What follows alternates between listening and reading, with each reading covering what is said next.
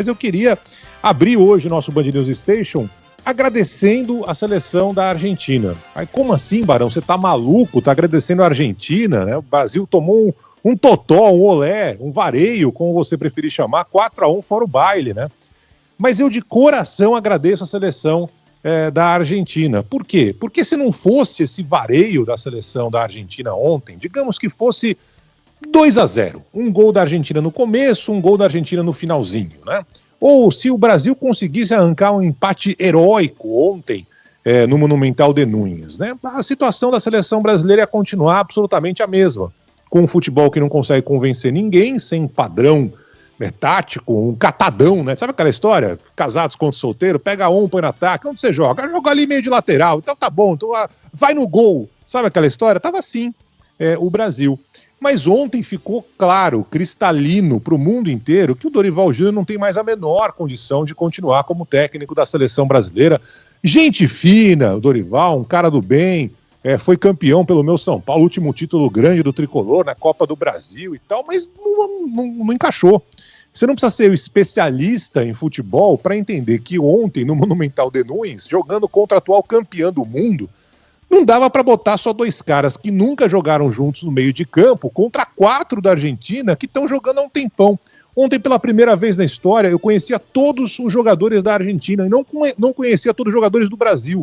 Para você ter uma ideia de como era um catado, né? Como era um negócio assim, completamente fora do normal. A história conta, e felizmente a gente está aqui com um cara que é um historiador. Eu pedi a presença do nosso comentarista, Bernardo Ramos, porque o Bernardo ontem, assim que terminou o jogo, né, o Bernardo tem uma memória fotográfica, o cara que mais conhece de seleção brasileira, de Copa do Mundo, e o Bernardo está com a gente hoje, porque logo que terminou o jogo, o Bernardo fez esse levantamento histórico dos vexames da seleção brasileira. Por outro lado, Bernardo, eu queria que você lembrasse esses vexames recentes, claro que o 7-1 é o mais famoso, né? Mas a gente já viu que depois que há uma troca no comando, e aí, claro, não tem salvador da pátria, não tem um herói, não vai descer o super-homem, o Hulk, a partir de agora, e botar ali o pó de pirlim-pim-pim e fazer a seleção brasileira jogar bola. Mas o Dorival não tinha a menor condição. E ainda tem um ano para a Copa do Mundo, ou seja, ainda dá tempo para o Brasil encontrar minimamente um caminho do que pode vir a mostrar aqui nos Estados Unidos, no México, no Canadá, enfim.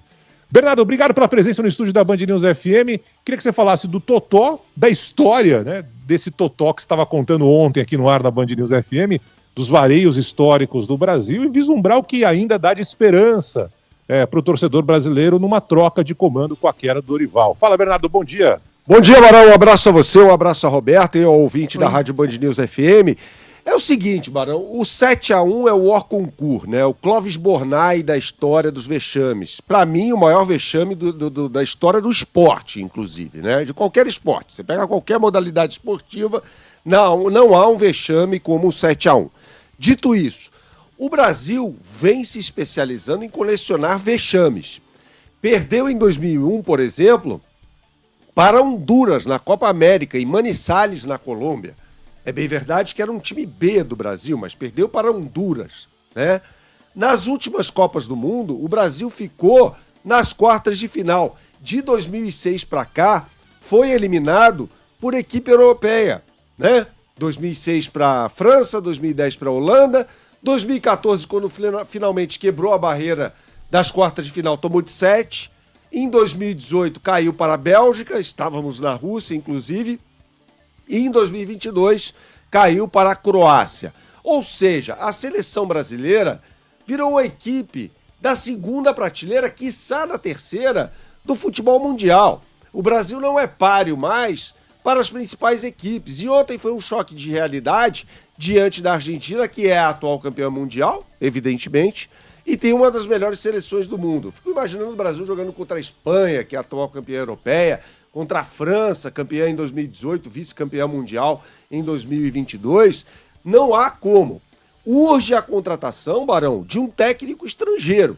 Não há no Brasil, e está claro isso, um treinador com gabarito para dirigir a seleção brasileira. Você fala do Dorival, campeão inclusive pelo meu Flamengo em 2022, da Libertadores da América e da Copa do Brasil.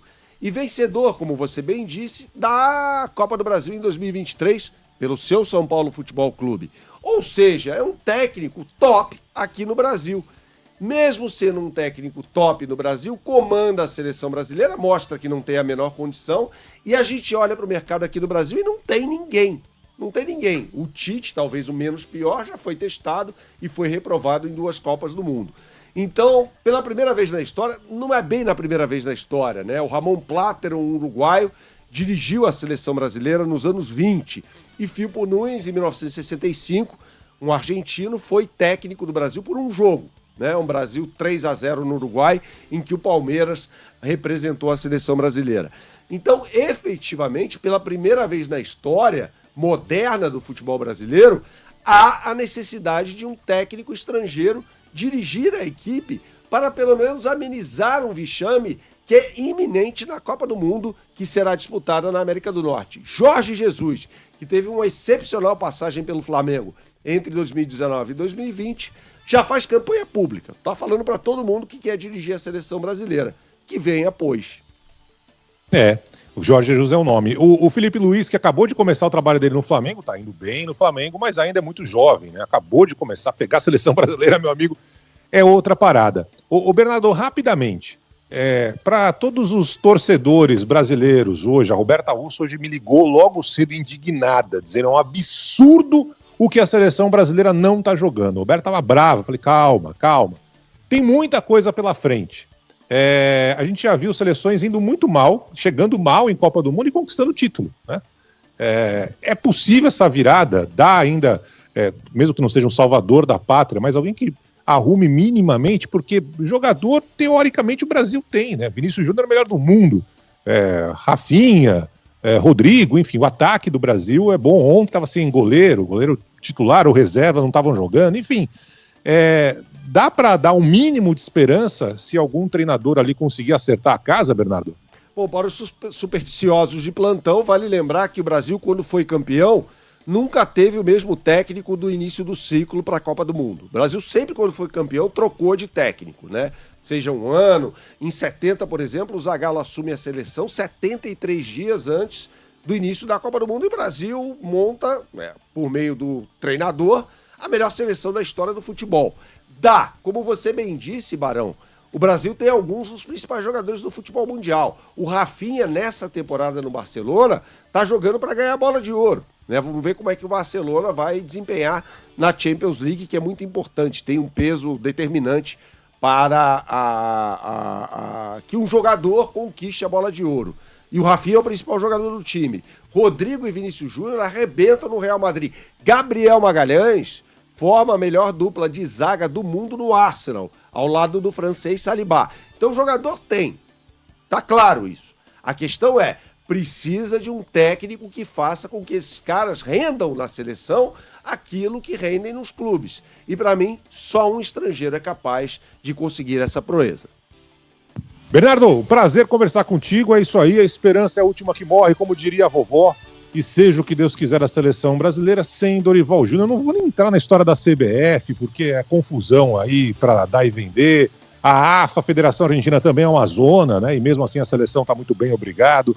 Enfim, ontem o Dorival foi muito... Ontem não, né? Tem sido muito mal com a seleção brasileira, mas está aqui o Bernardo com esse histórico, né? Contando sobre a história recente das pancadas que o Brasil tem tomado e também dessas voltas por cima que o Brasil deu, especialmente nessas trocas de treinadores. Obrigado, Bernardo, pela participação especial aqui na abertura do Band News Station. Valeu, Barão, tamo junto, um abraço.